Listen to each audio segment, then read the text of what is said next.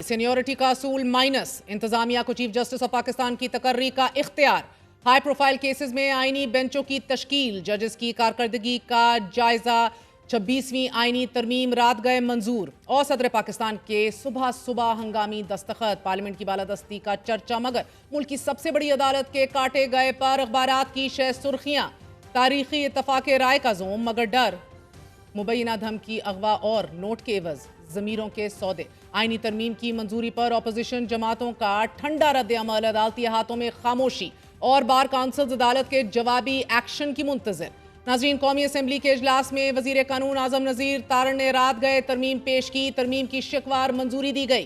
तहरीक इंसाफ के हमायत याफ्ता चंद आज़ाद अरकान ने आईनी तरमीम के हक में वोट दिया। उस्मान अली, मुबारक जेब खान, जहूर कुरैशी, औरंगजेब खिच्ची और चौधरी इलियास ने तरमीम के हक में वोट दिया। इलेक्शन कमीशन ने कौमी असम्बली के हल्का NA-62 से आज़ाद हैसियत में मुंतखब होने वाले तहरीक इंसाफ के हमायत याफ्ता रुकन कौमी असम्बली मोहम्मद इलियास चौधरी की मुस्लिम लीग काफ में शमूलियत की खबरों की तस्दीक की और इलेक्शन कमीशन की वेबसाइट में भी आप काफ लीग के अंदर ही दिखाई दे रहे हैं। जबकि सेनेट में आईनी तरमीम 2/3 अक्सरियत से मंजूर कर ली गई। तरमीम के हक में 65 अरकान ने वोट दिए। हुकूमती इत्तेहाद के 58, जमीयत उलमा इस्लाम पे के 5 और बलोचिस्तान नेशनल पार्टी मेंगल के 2 सेनेटर्स ने हक में वोट दिया। वोटिंग से कबल तमाम गैलरियां खाली करा ली गईं, जबकि हॉल के दरवाजे बंद कर दिए गए और मेंगल साहब बार बार एक्स पर पैगाम देते रहे कि सेनेटर्स रिजाइन कर दें, लेकिन उनके 2 सेनेटर्स ने वोट डाले। सेनेटर फैसल वाडा से जब पूछा गया कि क्या आईनी तरमीम सेनेट के बाद कौमी असम्बली से भी मंजूर हो जाएगी, तो उन्होंने बड़े वसूख से जवाब दिया कि भाई अभी तो डिक्की खोले बगैर ही काम हो गया है, अभी तो डिक्की में भी इतने सारे परिंदे हैं, उनको भी आज़ाद करना है। शायद ये वही ब्रूट अक्सरियत की तरफ इशारा था जिसकी धमकी बिलावल भुट्टो जरदारी साहब दे रहे थे। मुस्लिम लीग नवाज और उनके एक्स्ट्रा मेंबर्स के साथ मिलके ब्रूट अक्सरियत पे कानून साजी, आइन साजी करूंगा। मैं हुकूमत की 2/3 अक्सरियत के साथ मिलके ये काम करके दिखाऊंगा। उसी रास्ता पे चलना पड़ेगा, अपने इत्तेहादियों के साथ दे के ये आईनी बेंच वफाक और सूबा के सतह पे बनाना पड़ेगा। जबकि अपोजिशन लीडर उमर अयूब ने भरे ऐवान में 2 टोक अल्फाज में मौक़िफ़ इख्तियार किया कि सारे प्रोसेस में हमारे अरकान को ज़दोकोब किया गया। चौधरी इलियास उस्मान अली को अगवा करके आज यहाँ लेकर आया गया। मुबारक जेब के भाई तहरीक इंसाफ के वर्कर थे, उनको गायब करके आज नमूदार किया गया। जहूर कुरैशी को गायब करके आज यहाँ पेश किया गया। औरंगजेब खिच्ची को ज़बरदस्ती गायब कराया गया। ताहम वज़ीर आला खैबर पख्तूनख्वा अमीन गंडापुर का यह कहना है कि वोट देने वाले 4 अरकान ने इमरान खान की पीठ में खंजर मारा है। इस गद्दारी का हिसाब लिया जाएगा। जिन जिन लोगों ने वोट दिया या जिन लोगों ने वोट तो नहीं दिया लेकिन इमरान खान की पीठ पे छुरा घोंपने के लिए उस सब पे खड़े हुए, इंशाअल्लाह आज रात तक उन सब के नाम आ जाएंगे और हम किसी ऐसे बंदे को नहीं छोड़ेंगे, चाहे बुज़दिली से वो गद्दारी करे, चाहे वो बिक के गद्दारी करे। गद्दार गद्दार है, तारीख में गद्दार को गद्दार ही कहा जाता है। ये जस्टिफिकेशन नहीं है कि मेरी कोई मजबूरी थी। जो कहता है कि मजबूरी थी इस्तीफा दे देता। जिन्होंने अपनी वफादारियां बदली हैं, इंशाअल्लाह कौम तो उनसे हिसाब लेगी ही लेगी, हम भी हिसाब लेंगे जरूर, हम ऐसे छोड़ेंगे नहीं इनको। जो फैसला साज है इस वक्त मैं सबको एक पैगाम दे रहा हूँ कि आप जवाब दे हैं इन चीजों का। ऐसा नहीं हो सकता कि आप इस मुल्क में जो भी करें आपसे कोई पूछने वाला नहीं होगा, और ऐसा भी नहीं हो सकता कि आप ये समझें कि आपसे कोई सवाल नहीं करेगा, और ऐसा भी नहीं हो सकता कि आप हर एक का मुंह बंद कर लेंगे, ऐसा नहीं है।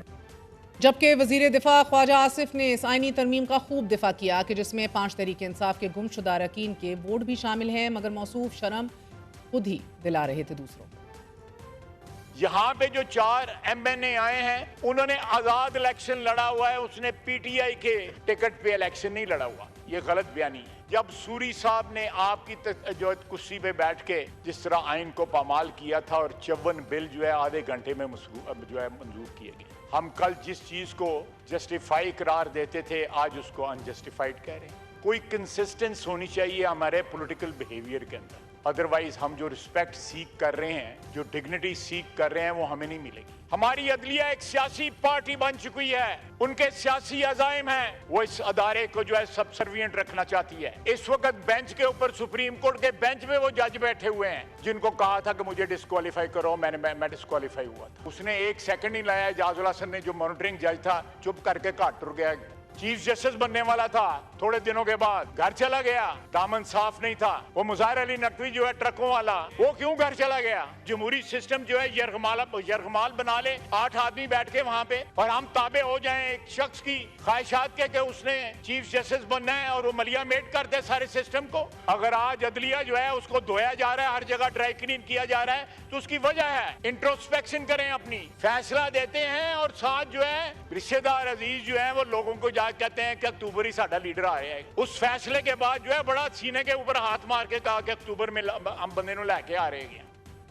वजीर दिफा ने यह मंतक भी पेश की कि फौज में चीफ अवामी स्टाफ की तैनाती भी वजीर आजम ही करते हैं, वो सीनियरिटी में किसी भी नंबर पर हो सकते हैं। नाजरीन, वाज़ेह रहे कि आईनी तरमीम में अदलिया से मुतल्लिक आर्टिकल 175A में तरमीम 2/3 अक्सरियत से मंजूर की गई है कि जिसके तहत सुप्रीम जुडिशल कमीशन 13 मेंबरान पर मुश्तमिल होगी। कमीशन में चीफ जस्टिस के अलावा सुप्रीम कोर्ट के 4 सीनियर तरीन जज, वफाकी वजीर कानून, अटॉर्नी जनरल और सीनियर वकील, पाकिस्तान बार काउंसिल, 2 अरकान कौमी असम्बली और 2 अरकान सेनेट शामिल होंगे कि जो बिला तरतीब हुकूमत और अपोजिशन से लिए जाएंगे और उनकी नामजदगी कौमी असम्बली और सेनेट के कायदे ऐवान और अपोजिशन लीडर करेंगे। इसके अलावा स्पीकर भी अपने तई एक मेंबर नामजद करेगा। अब हुकूमत ने जजेस तकर्री आर्टिकल 175A में तरमीम की तजवीज़ दी, जिसके तहत जुडिशल कमीशन जो पहले सिर्फ तकर्री करता था, अब हाई कोर्ट और शरीयत कोर्ट्स के जजेस की कारकर्दगी का जायजा भी ले सकेगा। जबकि आईनी तरमीम के तहत चीफ जस्टिस के नाम का फैसला 12 रुकनी पार्लिमानी कमेटी 2/3 अक्सरियत से करेगी। सीनियरिटी लिस्ट में मौजूद नामजद जजों के इनकार पर पार्लिमानी कमेटी अगले सीनियर तरीन जज के नाम पर गौर करेगी। पार्लिमानी कमेटी नामजदगियों पर उस वक्त तक जायजा लेगी जब तक चीफ जस्टिस का तकर्रुर ना हो जाए। खसूसी पार्लिमानी कमेटी में कौमी असम्बली से 8, सेनेट से 4 अरकान को लिया जाएगा। कौमी असम्बली तहलील होने की सूरत में खसूसी पार्लिमानी कमेटी में तमाम अरकान सेनेट से होंगे।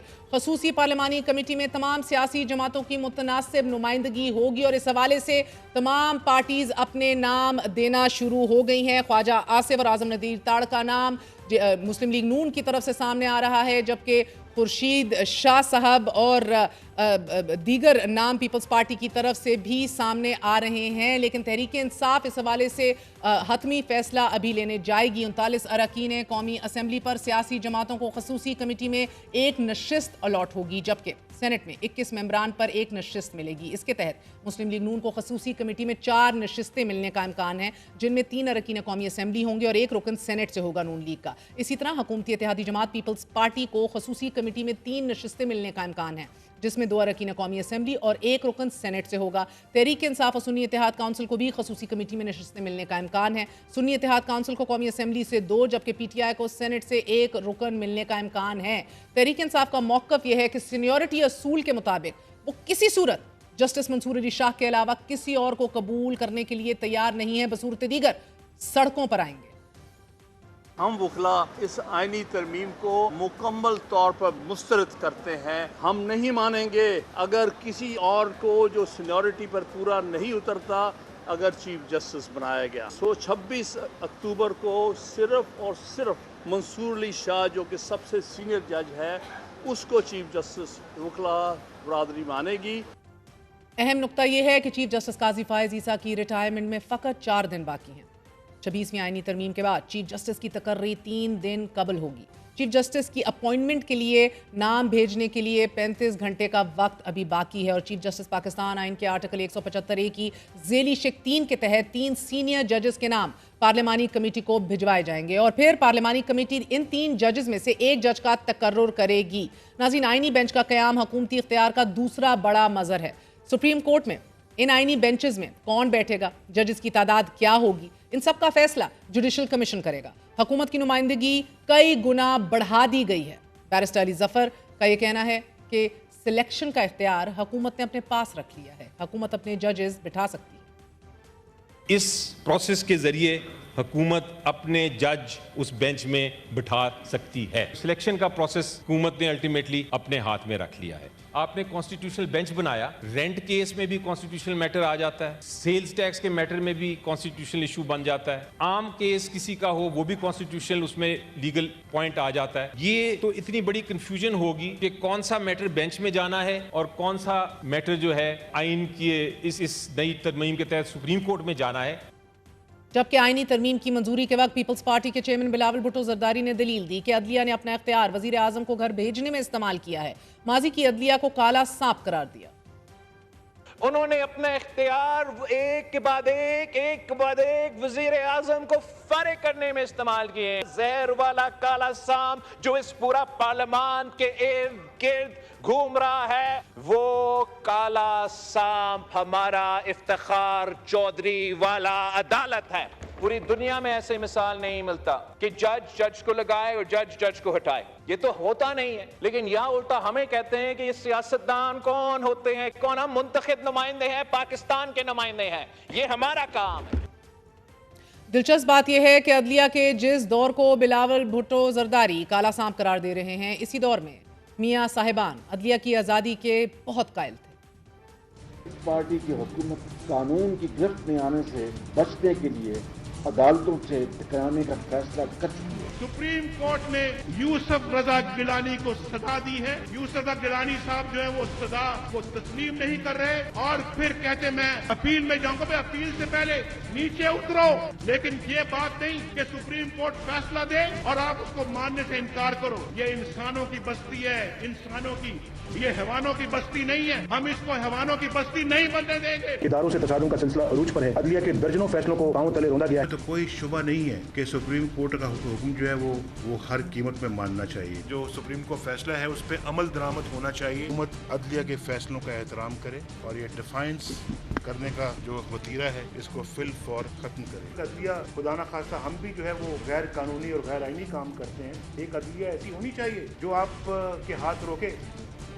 आज मियां साहब भी आईनी तरमीम की सूरत में अदालतों पर ज़र्ब लगाने का जवाब पेश कर रहे हैं, जबकि मौलाना फजल रहमान का कहना है कि एक जज पर हुक्मरान जमात जो है घबरा जाती है तो दूसरे जज के ऊपर अपोजिशन घबरा जाती है। जो दुख हमने अदलिया के हाथों उठाए हैं, नाजो अंदाज से कहते हैं कि जीना होगा, जहर भी देते हैं तो कहते हैं कि पीना होगा। जब मैं पीता हूँ तो कहते हैं कि मरता भी नहीं, और जब मैं मरता हूँ तो कहते हैं कि जीना होगा। जहर भी देते हैं, कहते हैं कि पीना होगा। इसमें तो नहीं लगाना वरना शेर का बेड़ा गर्क हो जाता है। यहाँ पर असल में झगड़ा शख्सियात के हवाले से है कि अगर एक जज है तो उससे हुक्मरान पार्टी घबरा रही है, अगर दूसरा जज है तो उससे हिज़्ब इख्तिलाफ की जमात जो है वो घबरा रही है। एक की कोशिश ये है कि फलां जज हो, दूसरा कहता है कि फलां जज हो। इस चीज़ में एक मसला फंस गया था, जिसके लिए मैंने अर्ज किया था कि आईनी तरमीम को शख्सियात के तनाज़े में यरगमाल न बनाया जाए। दूसरा अहम नुक्ता, जुडिशल कमीशन को हाई कोर्ट के जजों की सालाना बुनियादों पर कारकर्दगी का जायजा लेने का इख्तियार है।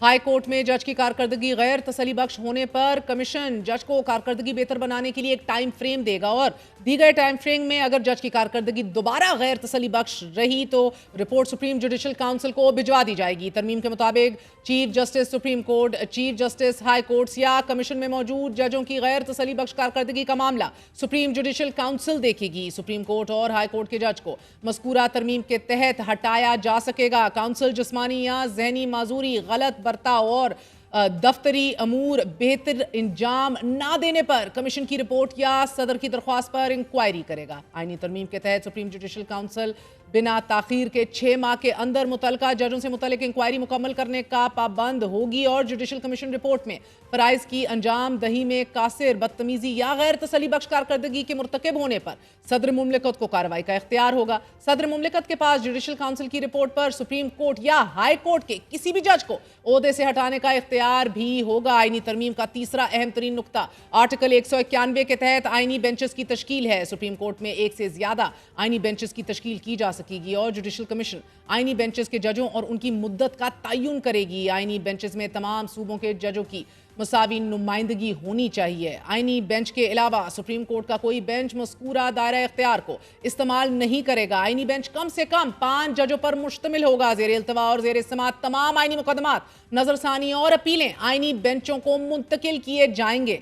जजों की तकर्री से मुतल्लिक कमीशन का इजलास 1/3 अरकान की दरख्वास्त पर बुलाया जाएगा और चेयरमैन कमीशन किसी भी दरख्वास्त पर 15 दिनों के अंदर अंदर कमीशन का इजलास बुलाने का पाबंद होगा। आर्टिकल 177 में तरमीम के तहत दोहरी शरीयत का हामिल कोई भी शख्स सुप्रीम कोर्ट का जज नहीं बन सकेगा।